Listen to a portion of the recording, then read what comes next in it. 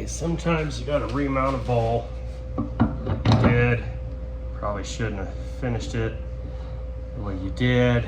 So you take it back over, even though you got a foot on it in the cold jaws.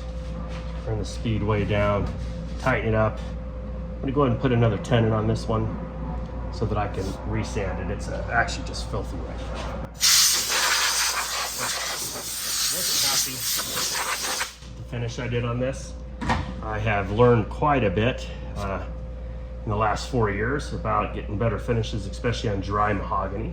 So we're gonna remount this and make it a little prettier as a gift for one of my friends. Okay, this big boy, a little over 15 inches, and got the speed already turned up so you can see.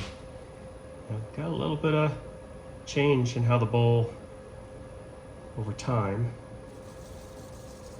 has changed shape. So this may or may not be a phenomenal idea. We're gonna find out pretty quick though. So I'm gonna go ahead and put a tool rest down there, sharpen up my pointy gouge so I can get a perfect tenon in here, and create a flat spot down there as well so that the jaws will sit nice and tight in there. And then we will see if we can get this one wrapped up. Sorry about my voice. I have been a little under the weather with some sort of summer weirdness here. So the middle of that is still just a teeny bit smaller than my biggest chucks, and my smallest chucks probably easy would fit, but I think that this isn't a safe size to use in the smaller chuck. So what I'm gonna do is I'm gonna take that tenon down on the outside here, flatten this base out so the jaws fit in nice and even, and we're gonna do it very slowly and with very sharp tools.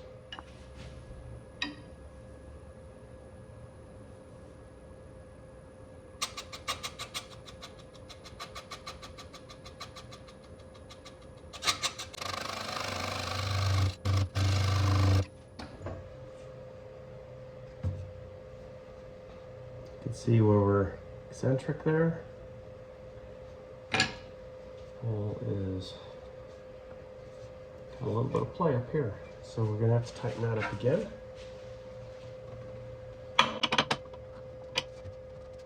Definitely not something I've ever tried before, but I couldn't give it as a gift without it being perfect, right?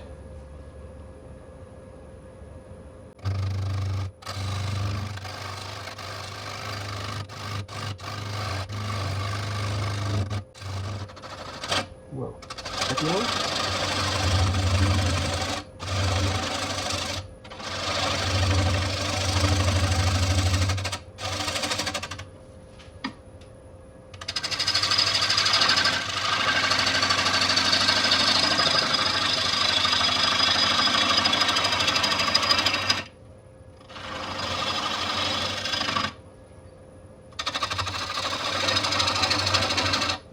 Come on, brother.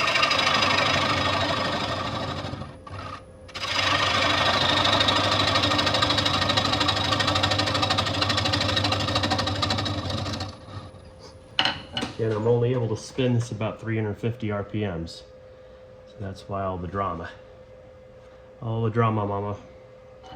Okay, now I'm gonna go ahead and put a super sharp edge on this tool here, beading parting tool, and then we'll finish that up.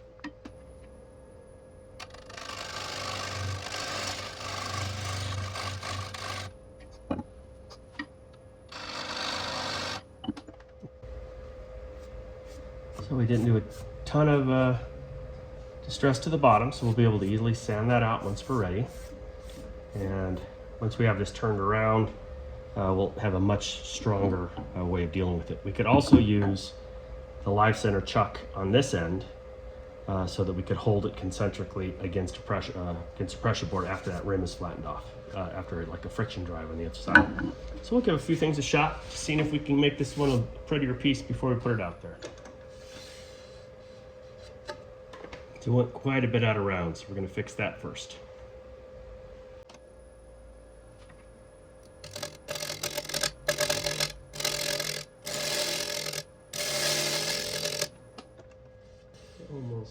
Almost flat on the outside.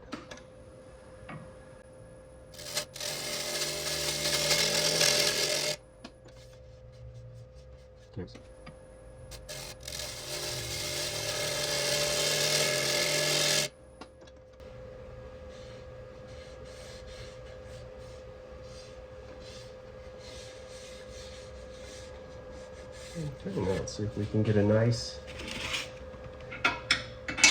couple passes down the side to get rid of all of the weird tear out.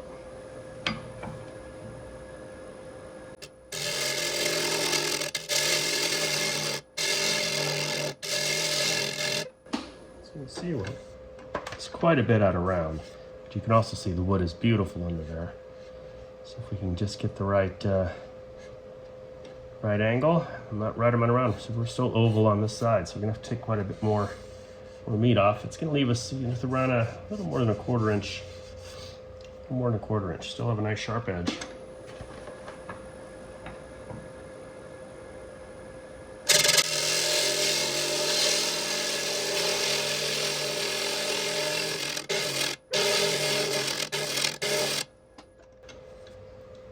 So still here.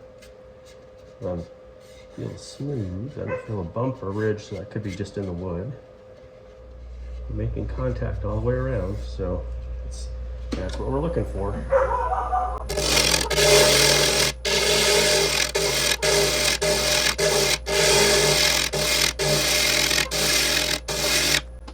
Almost ready for the Glen Lucas, I think. See our bottom feeder.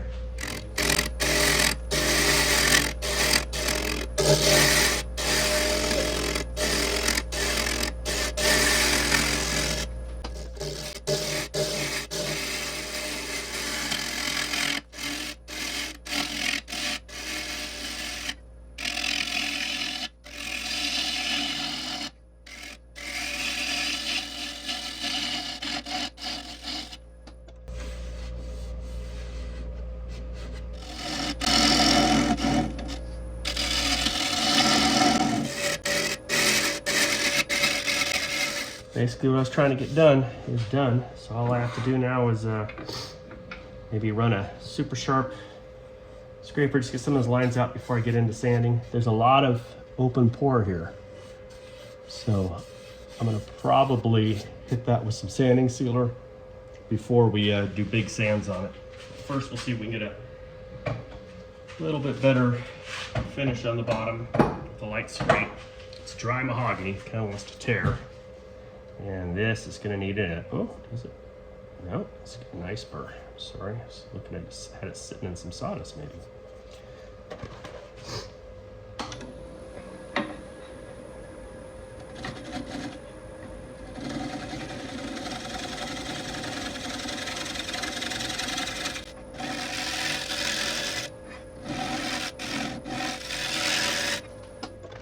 Okay, so I'm gonna hit that with sanding sealer. You see all that open pore in there before we actually get to sanding. So it'll take 15-20 minutes to dry that up.